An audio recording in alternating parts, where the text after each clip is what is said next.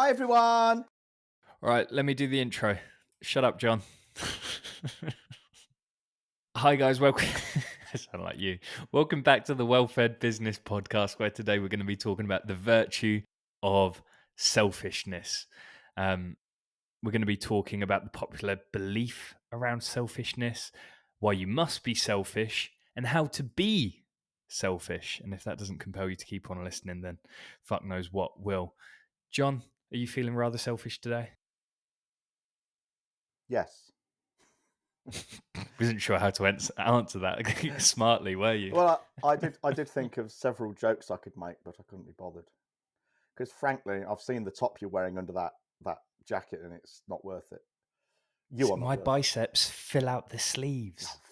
fuck off. They fill the sleeves. What do you mean, Yeah, there fuck must be off? very, very fucking narrow sleeves then. I'm gonna. You can say that Ah, about my uh, chest. You can say that about my back, my shoulders.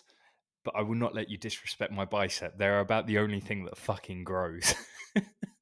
I've still got baby bitch tits.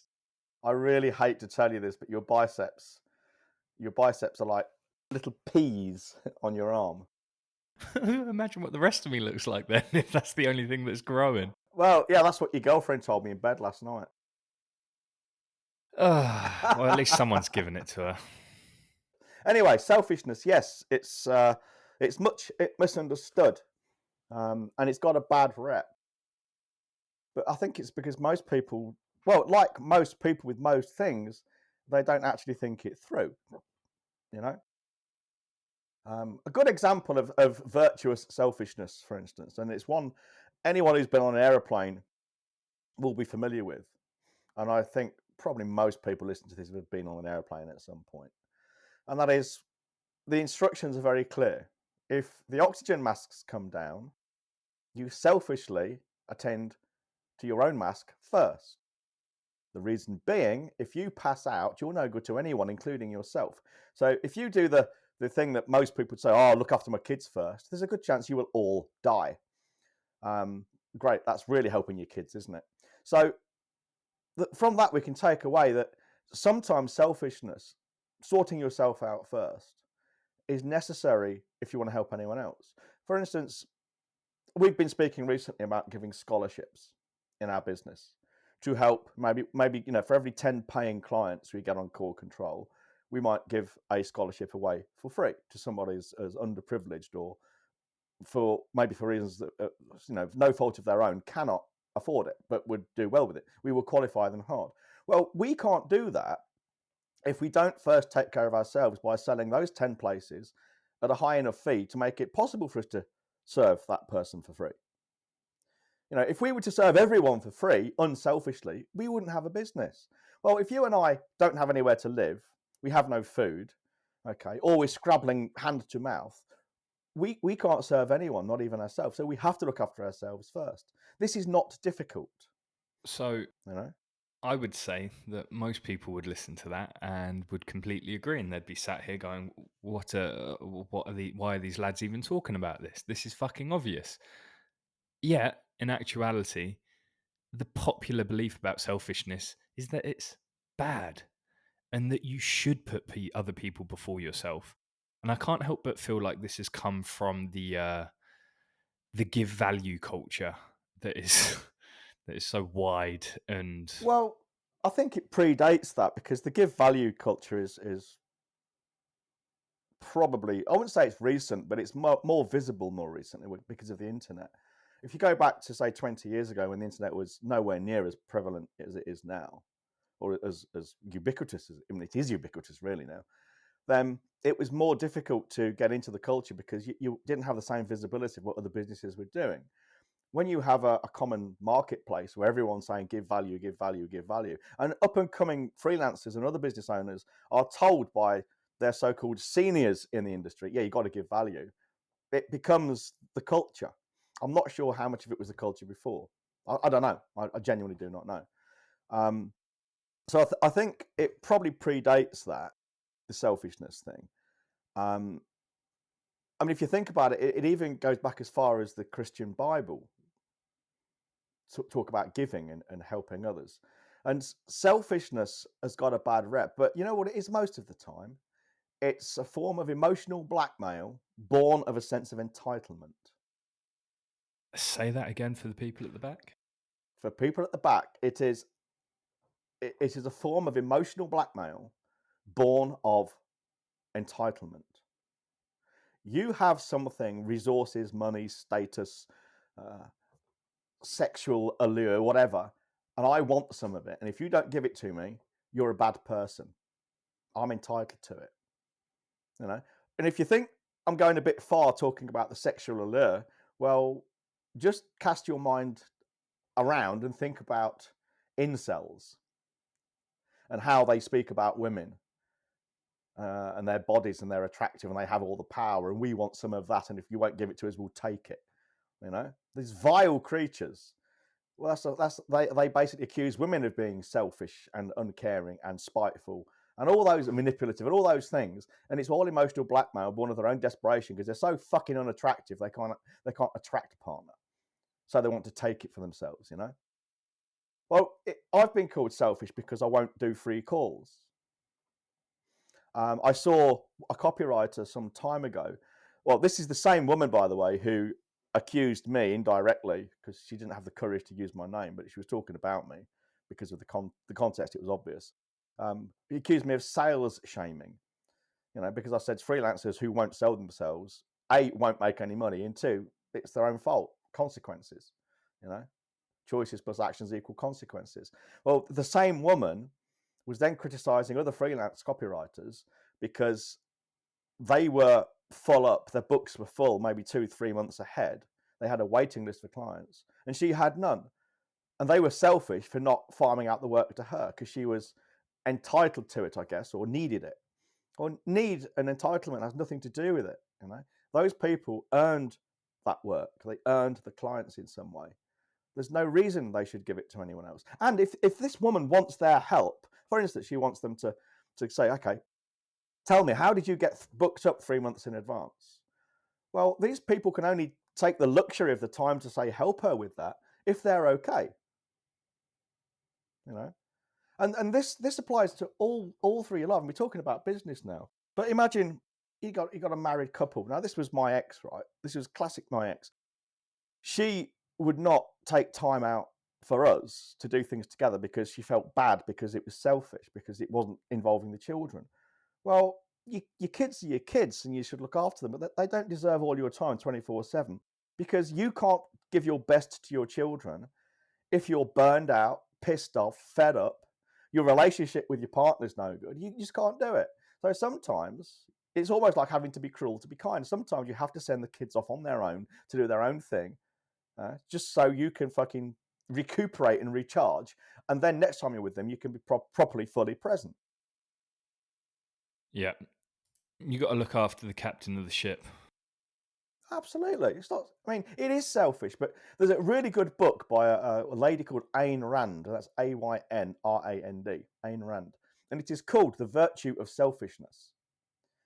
And it's an excellent read, and I recommend everybody reads it. Most people won't because, selfishness, therefore it's evil.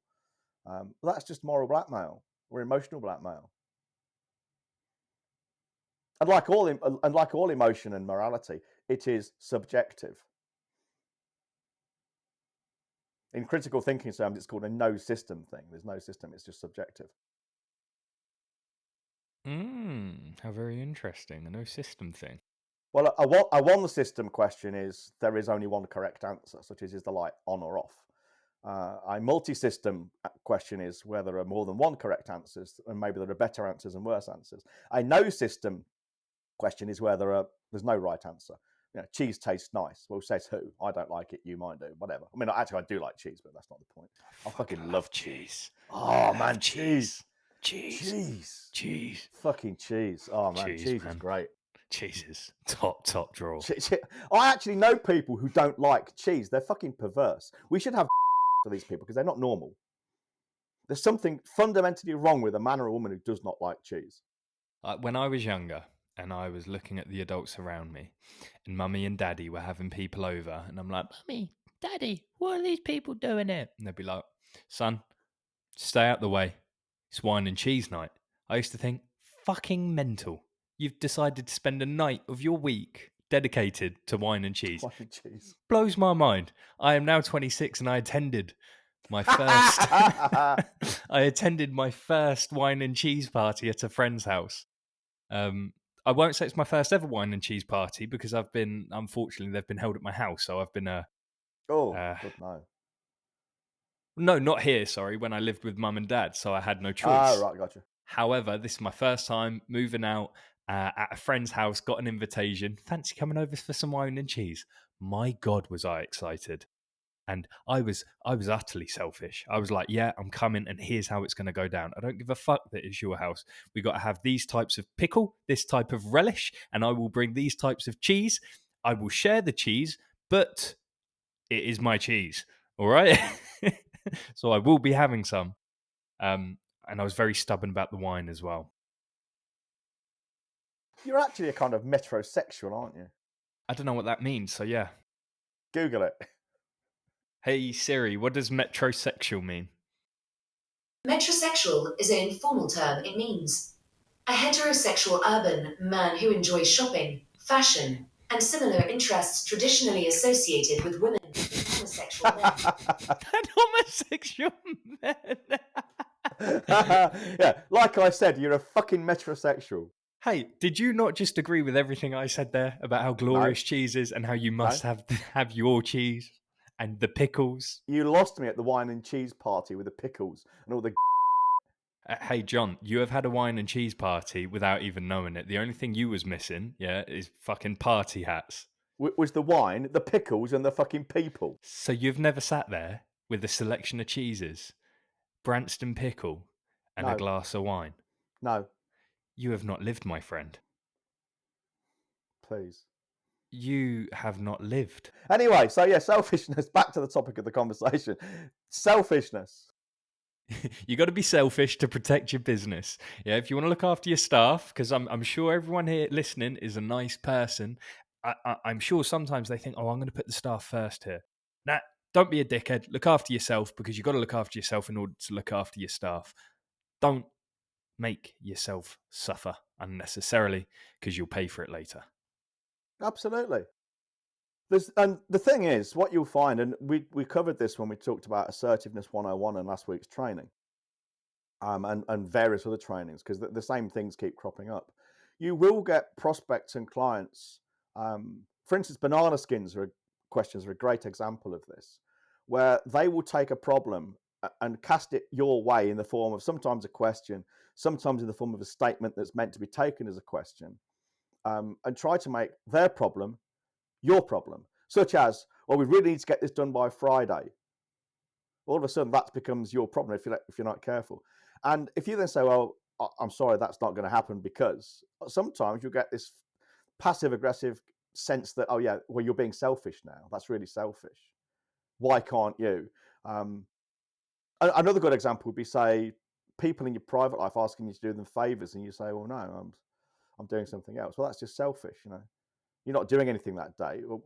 For instance, you might take a day off and all you're going to do is sit there and read. So people then expect you to put your time in to help them do something. And you say, well, actually, I know I'm spending the day reading. Well, if you're not doing anything, you might as well help me. But I am doing something, I'm reading. Yeah, but it's not important, is it? And you get this sense that you are selfish. You're considering yourself first. Why should we put others first? I mean, going back to critical thinking, okay, if selfishness is evil, if you think selfishness is bad, the premise you're making then is you're looking after yourself first, putting yourself first, is wrong. Well, let's test that premise. How? Who says? According to whom? That again is a no system question, because it's an opinion. And in my opinion, I think putting yourself first actually makes sense. I can construct some good arguments for it. You might differ. Great. But when it comes down to it, my choices for my life are made by me, and your choices for your life are made by you. So it's a no system question. Well, so you cannot objectively say that selfishness is bad or wrong, or good or bad. I think it's a good thing, and objectively, you will get better results if you are more selfish than if you're not. John, Yes, listen to this. I'm listening. So I just Googled, why is being selfish bad? I just thought, fuck it. Just whilst you're talking, see if it throws up anything interesting. The top result, yeah, and listen to this. Listen to it carefully, because I don't understand. I don't understand how this can be the explanation as to why being selfish is bad. Our selfishness can mean we hurt others as we strive to satisfy our own needs. That's not an answer, is it? That's No. irrelevant. And it's every reason to be selfish, because you got to satisfy your own needs. But we can hurt others. Oh, okay. Again, how? How do we hurt them? Yeah. I mean, yes, if you are using someone else, if you are violating their rights to meet your own needs, well, of course, that's wrong, I guess. But that's nothing to do with selfishness. That's a violation of their rights. Mm. And if it means that somebody else comes to harm because you're not helping them, well, that's not bad. That's not your. I mean, I don't go walking around the lakes and the rivers and the seafront looking for people drowning to save them. You know, so people might come to harm because I'm selfishly working on my business. That makes no fucking sense. But hey, like I said, it's emotional blackmail. So how can people begin to be more selfish? Well, they could start by reading that book by Ayn Rand, The Virtue of Selfishness. Good place to start. Yeah, another good place to start would be, or to continue, I guess, would be the book A Woman in Your Own Right by Anne Dixon. The 40th anniversary edition is the latest one. It's a book on assertiveness, but part of that is one of the assertive rights is you have the right to put yourself and your needs first, priorities first, and it will give you the tools to do that. And it's for men as well as women. I mean, every school child, I think, would do well to read A Woman in Your Own Right, boy or girl. It's required, not just recommended, but it's required reading for my clients who come into one-on-one mentoring. So those are two great places to start. And then, of course, learn the Socratic method of critical thinking, because it will force you, or it will give you the tools, I should say, it will give you the tools to question the premises upon which the accusation of selfishness is based. For instance, a pertinent thing here is there's a conversation at the moment about whether women are forced to have children or not, whether it's a choice. And some women say it's selfish of other women not to have children. How they get to that position, I don't know, but that's just emotional blackmail. It's none of their business if a woman doesn't want children. But they seek to make it their business by levelling this accusation of selfishness. Well, if you break that down, I just like to ask the question, why is it selfish? And if it is selfish, why is that wrong? You know? So when you start thinking critically, you break things down and start asking the question, why is that so? And the reason we do this is because often when we're arguing with people or discussing things, we have different interpretations of what things mean. For instance, people will say, in the interests of fairness. Well, okay, but before we can have a conversation about what's fair, and selfishness often is predicated on fairness, we need to decide and agree what we mean by fair. Well, that's a big conversation to have with someone before you've even started deciding whether or not it's wrong to be selfish, because ultimately we might say, well, fairness is actually fairly arbitrary, in which case selfishness cannot be wrong. And fairness is arbitrary because, again, it's largely subjective. So, this is all fascinating and important stuff. It's also foundational to core control. When we say we change people's businesses, but it's what makes our stuff different from anyone else's. We get you right back to the beginnings, and part of that is showing you how to think in a more structured, more logical way. And part of that is critical thinking about your business and your life and how you relate to your clients and your prospects, and indeed your suppliers and your friends and your family. Now, this is not trivial stuff. It's important. So in short, stop being so selfless and putting other people before yourself. You're running a fucking business, so you've got to keep the captain of the ship in ship shape. And to start, read those books that John just recommended. set some rules and boundaries as well, and deal in facts and logic and fuck off emotions, because it is, as John keeps saying, it's just emotional blackmail a lot of the time. Oh, please come help me. Embrace the virtue of selfishness. I agree.